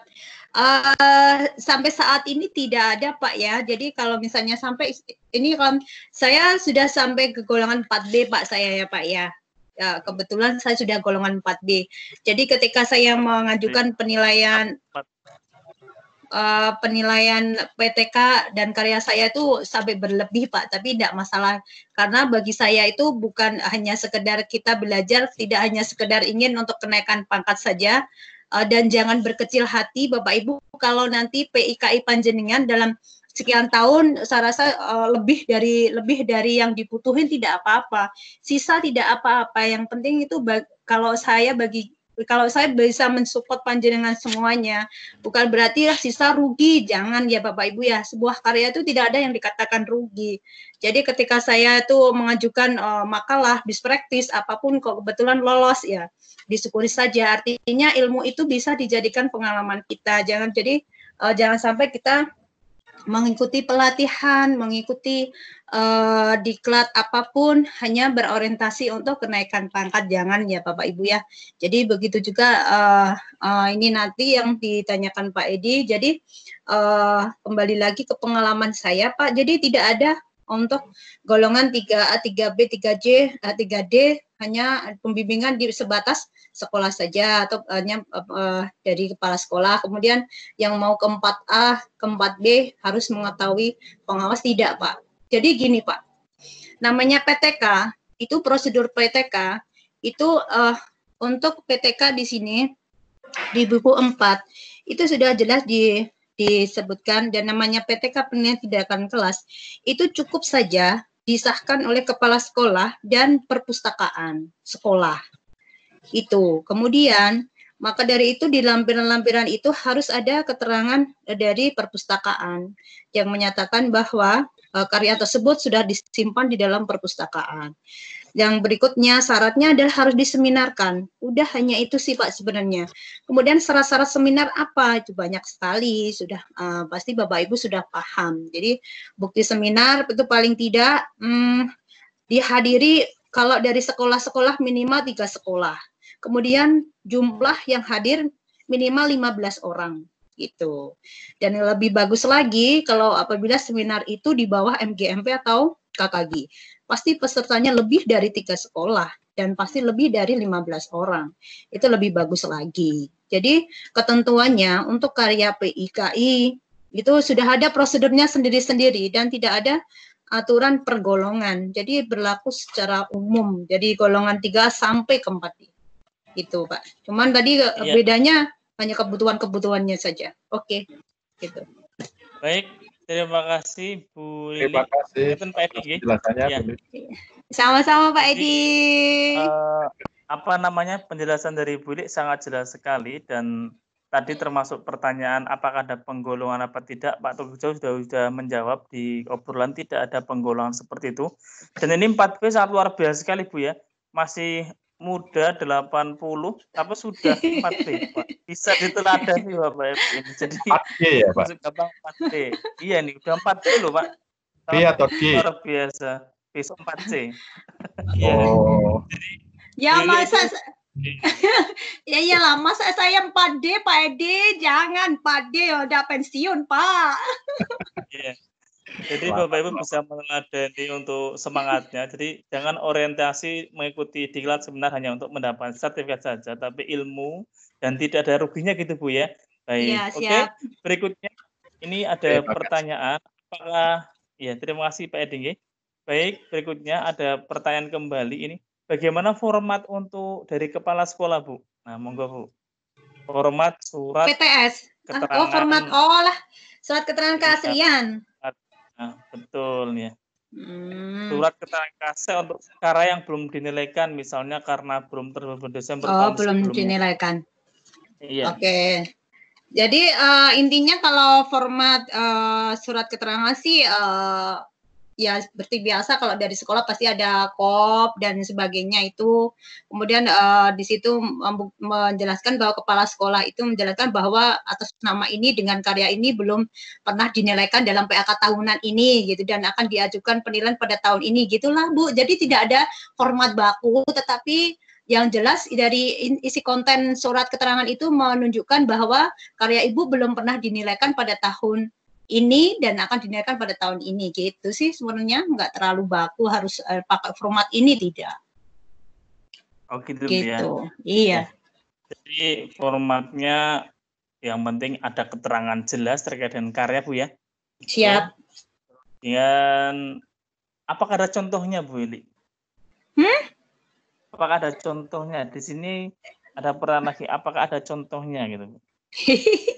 Ya besok Bu ya kalau saya dapat contoh saya ini Bu ya saya share ya. Kalau di buku 45 tidak ada format untuk itu nggak ada. Tapi insya Allah nanti kalau pas saya punya saya kasih. Iya. Baik. Nah, Bapak Ibu silakan tuh di kolom obrolan Pak Tugijo sudah mengirimkan revisi buku 4 dan buku 5 yang terbaru. Bisa Bapak Ibu unduh untuk mempelajari bagaimana dan apa-apa lebih menguatkan apa yang tadi disampaikan oleh Bu Lilik tadi. Masih dibuka pertanyaan, silakan Bapak Ibu, monggo. Itu ada yang tanya lagi ya. Jadi artikel dalam 1 tahun bisa dinilai berapa? Artikel dari kemarin sudah saya jelaskan juga kayak Pak Tugijo juga aja ya. Jadi yang bisa itu 3, maksimal 3 dalam 1 tahun. Jadi jeda kalau bisa membuat artikel itu kalau bisa 4 bulan sekali, 4 bulan sekali gitu. Jadi karya yang dinilaikan di PAK itu tidak hanya semata-mata semua isinya artikel. Iya. Gimana? Tapi karena saking semangat Bu, ini kan misal ada guru yang sangat semangat sekali, menulisnya setahun itu hampir 10 artikel itu Bu. Itu enggak apa-apa, ntar dibikin gini, ntar nggak apa-apa, itu dikumpulin aja. Setelah itu nanti dibikin buku aja, jadi buku kumpulan artikel. Seperti itu Bapak Ibu ya, jadilah buku kumpulan artikel. Nah, seperti itu Bu, Bapak. Nah, silakan mungkin ada pertanyaan kembali. Jadi silakan yang belum absensi untuk absen juga karena sudah disiapkan agar Bapak Ibu tidak ketinggalan di pertemuan pada siang hari ini. Monggo Bapak Ibu silakan. Nah sekali lagi KLG Jawa Tengah melakukan berbagai macam pelatihan diantaranya koran, artikel, kemudian penulisan buku referensi dan populer, kemudian juga berkaitan dengan pelatihan pemanfaatan TIK untuk literasi digital kita Bapak Ibu. Monggo, ada yang mau tanya lagi? Kalau tidak ada, bagaimana Bu Li? Ini sudah hampir timingnya. Iya, betul. Kalau Pak Tugijo, monggo Pak Tugijo, bahan mungkin Pak.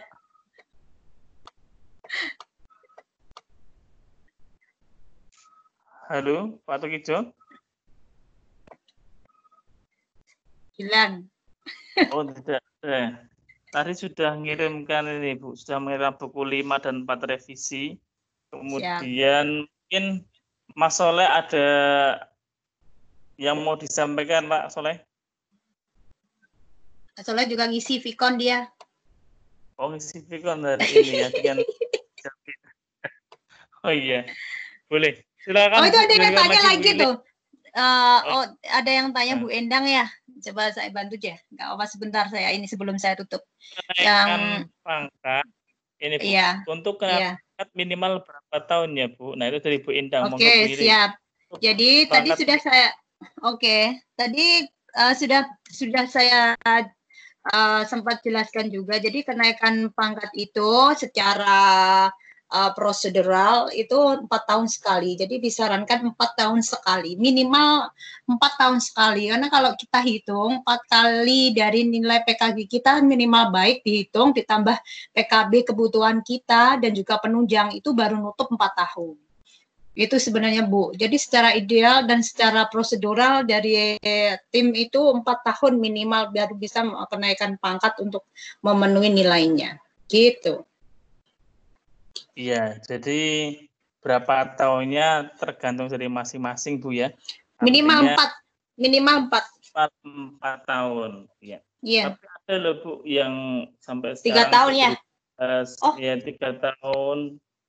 Ya banyak di beberapa kota itu yang mungkin utamanya golongan 4A ya. Karena belum membuat publikasi ilmiah, terus ikut alhamdulillah bisa naik dan sebagainya. Oh, lebih dari 4 tahun maksudnya. Oh nggak tahu ya. Kan tiap punya permasalahan kendala di apa-apa kan masing-masing beda, tapi kebanyakan itu di publikasi ilmiahnya yang masih kurang. Oh gitu ya. Jadi lebih dari 4 tahun ya Mas. Oh gitu. Betul. Ya. Jadi minimal 4 tahun. Ya. Oke, siap. Karena itu juga kadang kalau Bapak Ibu guru mengikuti pelatihan juga kalau ditunjuk oleh dinas dan sebagainya kan tidak pasti ya, tidak pasti ditunjuk itu ya. Oke. Kan mungkin kesempatannya kan berbeda-beda. Oke. Silakan mungkin mau bertanya lagi Bapak Ibu. Sudah mungkin cukup ini. Sudah ya. Sudah 1,5 jam saya Mas. Lah ini gimana kalau, Mas? Kalau memang sudah, nanti kita tunggu closing dari Pak Tukijo untuk menutup kegiatan. Betul. Selama beberapa pertemuan karena ada pembukaan betul. ya. Iya, ini penutupan ya. Siap. Iya. Halo, Mas Rahmat. Iya, monggo Bapak. Silakan Pak. Kalau nggak ada yang tanya, ini tadi saya masih mengikuti apa yang dijelaskan tadi. Andai kata kita membuat beberapa artikel dalam 1 tahun, kemudian yang dibutuhkan hanya maksimal 3 yang dinilai, kemudian disarankan untuk dibukukan atau dibukukan, dikelipingkan atau mungkin ya. Apakah nanti itu setelah dibukukan bisa dinilaikan lagi atau tidak? Kemudian berapa jumlah artikel yang dibukukan yang dapat nilai, karena itu kan dari tahun ke tahun kan sudah dinilai gitu loh. Terima kasih. Oke. Ya, baik Pak, silakan Bu, monggo. Apakah artikel yang sudah dinilaikan per artikel setelah dibukukan bisa dinilaikan kembali, monggo Bu. Jadi kan kalau misalnya nanti kalau seperti antologi yang dibukukan yang artikelnya Pak Tukijo itu seperti itu contohnya, itu nanti sih sebenarnya ada tim penilai bisa dimasukkan dalam kategori buku pendidikan. Itu kan tidak semua artikel itu bisa dinilai Pak, kalau banyak gitu kan karena ada batasannya 3. Gitu kan tadi kalau Bapak semua sudah dinilaikan kan belum tentu semua sudah dinilaikan. Jadi tadi kata Bapak yang misalnya suka menulis bentuk esai, bentuk artikel apapun dalam bidang pendidikan nanti bisa dimasukkan dalam buku pendidikan Pak. Masuknya. Gitu. Jadi kalau masuk ini ke KI tidak ke KI karena karya inovatif tadi ada kriterianya sendiri-sendiri. Tapi kalau ini nanti Bapak kalau misalnya membuat artikel pendidikan, kumpulan-kumpulan artikel pendidikan atau IC itu nanti masuknya ke buku pendidikan masuk Pak. Gitu. Bukan buku pelajaran ya, tapi buku pendidikan. Iya. Terima kasih Bu. Ada pertanyaan terima kasih. Bu ini. Iya. Terima kasih Pak Nggih. Nah, ini ada pertanyaan lagi Bu. Saya tahun 2017 dari Pak Imron sudah golongan 4B. insya Allah 1 tahun lagi naik ke 4C. Selama ini untuk yang 4B tidak ada PAK tahunan. Bagaimana prosedur kenaikan pangkat tersebut? Kemudian yang kedua, apa benar wajib membuat buku ber-ISBN? Monggo Bu. Dari 4B ke 4C nggak ada PAK tahunan, Bu? Ya, langsung dikirim ke Jakarta. Jadi ya, yang Ibu dijawab. Baik. Yang golongan 4B ke 4C itu jumlah unsur PIKI yang dibutuhkan 12, sama seperti mau ke 4B. Kemudian minimal terdapat 1 laporan hasil penelitian dan 1 artikel yang dimuat di jurnal yang ber-ISSN, sama seperti ketika mau masuk ke 4B. Jadi 4A ke 4B, 4B ke 4C, PIKI-nya itu masih sama, syaratnya masih sama. Cuman karena penilainya itu langsung dari pusat, tidak dari sini, maka tidak dari tim kabupaten maksudnya. Jadi tidak ada PAK tahunan, tetapi Bapak Ibu kumpulin semuanya. Karena saya juga baru 1 tahun ini proses mengumpulin, karena saya belum saatnya. Tetapi informasi itu sudah saya dapatkan dari teman yang sudah masuk ke golongan 4C. Jadi itu caranya, nilainya dikumpulin semuanya. Nanti kalau dirasa sudah memenuhi, PIKI-nya sudah memenuhi, jenis publikasinya yang wajib tadi sudah memenuhi, PD memenuhi, kumpulin langsung setor sekalian jadi 1. Sekali langsung dikirim. Gitu. Ya, yang kedua, Bu. Pertanyaan kedua, apa benar membuat buku ber-ISBN wajib bagi golongan tersebut? Tidak. Tadi sudah saya jelaskan, Mas. PIKI-nya itu dan jenis yang publikasi yang diwajibkan itu hanya PTK dan artikel dari PTK tadi yang di ISSN-kan, sama seperti 4A ke 4B. Udah, itu. Jadi tidak ada buku, Bu, ya? Tidak ada. Ya, baik. Terima kasih, Bu Lili. Itu pertanyaan dari Pak Imron Rosidi. Jadi terkait dengan bagaimana kalau dari 4B menuju ke 4C. Kalau 1 buku pelajaran atau buku pendidikan yang ber-ISBN itu 4C ke 4D. Baca buku 4-nya. Ya, itu wajib, gitu ya? Tambahan wajib 4C ke 4D. Ya. Kok kayak Mamah Dede tadi, baca buku banyak, Bu, ya? Kayaknya. Ada Bu. Baca buku 4B. Baca buku 4-nya. Baca buku 4-nya. Gitu, oke, Bu. Jadi itu, Bu, ya. Jadi tidak ada perbedaan sama sekali ya dari 4B ke 4C ya. Hanya saja tidak ada PAK tahunan gitu, Bu, ya. Langsung pusat ke Jakarta. Itu sih. Bu. Berarti yang tanda tangan siapa, Bu? Presiden. Iya, betul. Iya, betul. Kalau 4B gubernur. Ya? Kalau 4B gubernur, berikutnya berarti presiden. Oke, alhamdulillah. Ini memotivasi kami yang masih golongan 3 ini. Ya, baik. Ini masih ada pertanyaan apa tidak ya? Kita cek kembali di kolom obrolan. Nah, ini sudah. Oke, ini ada, Bu. Apakah pekerjaan tugas siswa dibukukan oleh saya, diberi pengantar teori-teori, terus terbit buku ber-ISBN, apa bisa diakui sebagai buku pelajaran? Itu, Bu, dari Pak Nyaman. Monggo. Oke, terima kasih Pak Nyaman.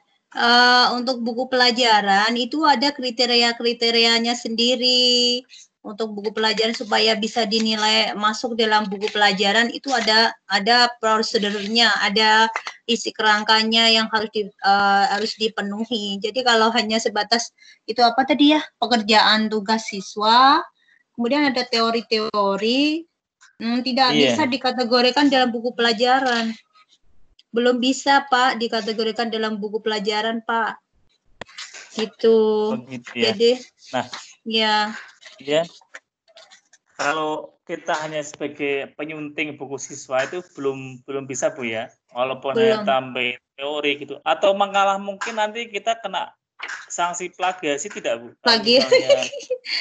Apa kan dulu pernah ada kasus kan? Siswa membaca guru membacakan puisi, ternyata punya siswanya positif itu ada ya.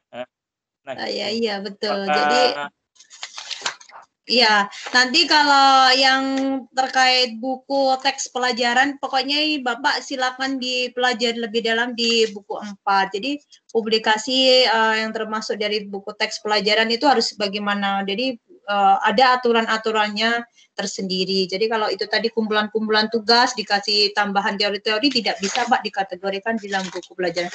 Intinya gitu Mas. Jadi ini gitu ya. Jadi kalau kumpulan tugas dikasih teori bukan buku pelajaran gitu ya. Iya. Oke, terima kasih Bu Lili. Nah, kalau buku pengayaan, kalau buku pengayaan malah bisa sekalian aja bikin buku pengayaan. Jadi buku pengayaan juga di sini, ya buku pengayaan bisa. Kalau buku diktat modul, buku penunjang itu berupa diktat modul malah sekalian. Jadi modul diktat. Modul diktat juga sudah ada di sini Pak prosedurnya untuk penulisannya. Format-formatnya ikuti saja buku 4. Jadi silakan Bapak kombinasi saja atau kalau mau bikin diktat atau modul malah bisa Pak. Jadi itu lebih ini Pak ya sesuai dengan buku 4 gitu. Ya. Terima kasih Willy. Nah, mungkin dari perhatian kita bersama. Kadang kalau kita membuat buku juga perlu ada foto atau gambar itu juga perlu diperhatikan pengambilannya dari mana gitu Bu ya. Jadi biar betul. Tidak plagiat. Iya. Plagiat iseng kalau nggak ada sumbernya nanti. Iya betul. Kadang misalnya kita buku pelajarannya kan pelajaran saat itu kita foto anak SD masih usia 8 tahun di foto misalnya. Terus mungkin saat dia usianya udah 10 tahun atau usianya udah 20 tahun loh kok ada buku saya, ada gambar saya, kapan peradannya itu pengaruh tidak itu Bu ya. Ini malah. Soalnya ada pertanyaan, bagaimana kalau buku penunjang? Nah itu buku penunjang apakah bisa dinilaikan Bu? Buku penunjang pendidikan itu yang bagaimana ya? Jadi monggo. Iya, buku penunjang kan buku sebagai pelengkap itu masuknya ke buku pengayaan itu yang terdiri dari modul atau diktat gitu aja. Atau buku dalam bidang pendidikan beda lagi ya. Itu sih kalau masuk di dalam buku iya.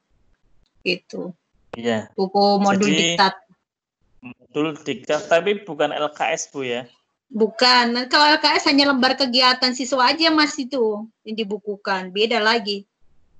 Ya, berarti LKS tidak bisa dinilaikan. Nggak bisa. Halus modul atau diktat dan itu semuanya harus memenuhi format yang sudah ditetapkan di buku 4 Mas, di lampirannya sudah ada itu. Sudah ada. Berarti intinya kita harus membaca buku 4 Bu ya, buku 4 dan buku 5 ya saat membuat laporan-laporan bagaimana agar jelas dan agar diterima gitu Bu ya. Iya, betul. Iya. Siap. Jadi gitu Bapak Ibu, penjelasan dari Bu Ri sangat jelas sekali dan ini waktunya tinggal 10 menit lagi. Mungkin sudah tidak ada pertanyaan ya. Iya, langsung ke Pak Tukijo mungkin. Ya, kita berikan ke Pak Tukijo. Monggo Pak Tukijo. Jadi dari Bu Ili tadi sudah menyampaikan berbagai macam terkait dengan PKB dan kenaikan pangkat. Nah, silakan Bapak Ibu bisa mempelajari di buku 4 dan 5 yang tadi disampaikan oleh Bapak Tukijo. Kemudian silakan Pak Tukijo untuk menutup, memberikan closing Pak Tukijo. Monggo Pak. Halo.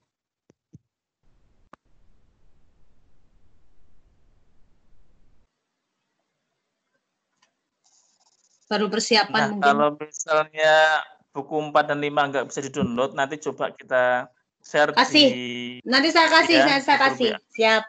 Ya, Bu. Saya kirim. Revisi terbaru Bu. Revisi terbaru. Yes. Wah, ini. Jadi Bapak Ibu tinggal download gitu aja.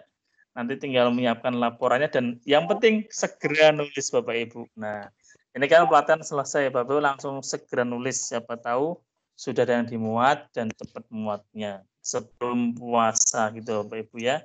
Silakan. Jadi KLG Jateng bersama dengan berbagai macam komunitas juga Bapak Ibu untuk mengadakan pelatihan-pelatihan seperti ini di antara artikel, buku dan literasi digital dengan pemanfaatan TIK dalam dunia pembelajaran. Pak Tukijo, apakah sudah siap Pak? Oke, Bu Lili, mungkin sebelum Pak Tukijo menutup kegiatan, Ibu memberikan penutup dulu untuk materi yang telah Ibu berikan. Terima kasih Oke. untuk Bapak Ibu yang telah bertanya. Mari Oke. kita dengarkan pernyataan Ibu Willy. Monggo Bu Willy. Oke, terima kasih Pak Rahmat yang sudah setia menemani saya di sini. Baiklah Bapak Ibu semuanya yang saya banggakan dan selalu saya tunggu-tunggu karyanya.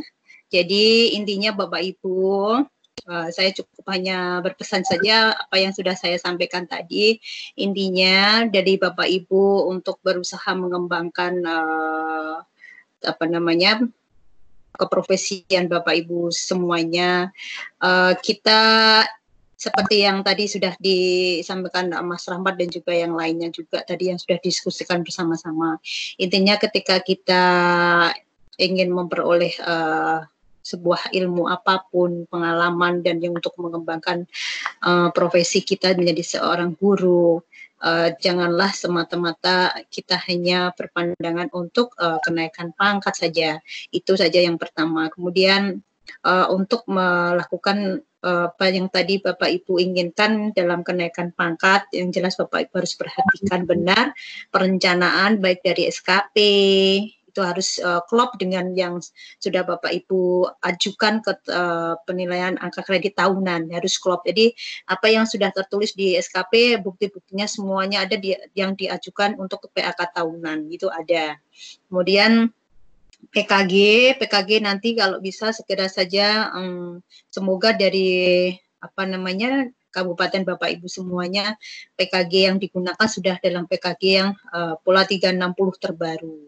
Itu yang sudah diwajibkan dari provinsi. Kalau yang SMA itu sudah semuanya 360 karena sudah diwajibkan gitu. Kemudian ingat Bapak Ibu, ketika Bapak Ibu sudah menerima untuk PAK tahunannya, mohon untuk segera dicek benar-benar baik identitas maupun nilainya. Jangan sampai nanti ketika pengajuan PAK Bapak Ibu sertakan semua angka PAK tahunannya ada kesalahan dan sebagainya, harus dikembalikan dari PKN. Intinya itu Bapak Ibu silakan tetap semangat untuk menghasilkan sebuah karya, karena tidak ada karya itu yang mati ya Bapak Ibu ya. Jadi sampai kapanpun bahkan sampai kapan kita tiada pun karya kita akan tetap dikenang selamanya gitu. Intinya itu Bapak Ibu tetap semangat. Terus kemudian saya konfirmasi sekalian untuk Bu Endang itu di chat contoh laporan ya. Oke Bu, sebentar Bu ya, sabar. Nanti akan saya kompleti dulu baru saya share. Jadi nanti setelah Vicon 4 ini selesai, nanti akan saya lengkapi untuk bukti Vicon dan lain-lain. Nanti kalau kurang Bapak Ibu silahkan tambahkan sendiri, baru kita nanti share gitu ya Bu Endang ya, dan juga Bapak Ibu yang lainnya. Itu saya cukupkan sekian, terima kasih atas partisipasi yang luar biasa dari Bapak Ibu semuanya dan semangatnya, dan terima kasih juga untuk pertanyaan dan diskusi sharing sore hari ini, siang menjelang sore hari ini. Dan sekiranya cukup dari saya, kalau masih ada yang mau butuh bertanya, ya saya akhiri. Assalamualaikum warahmatullahi wabarakatuh. Waalaikumsalam warahmatullahi wabarakatuh. Jadi itulah tadi Bapak Ibu yang kami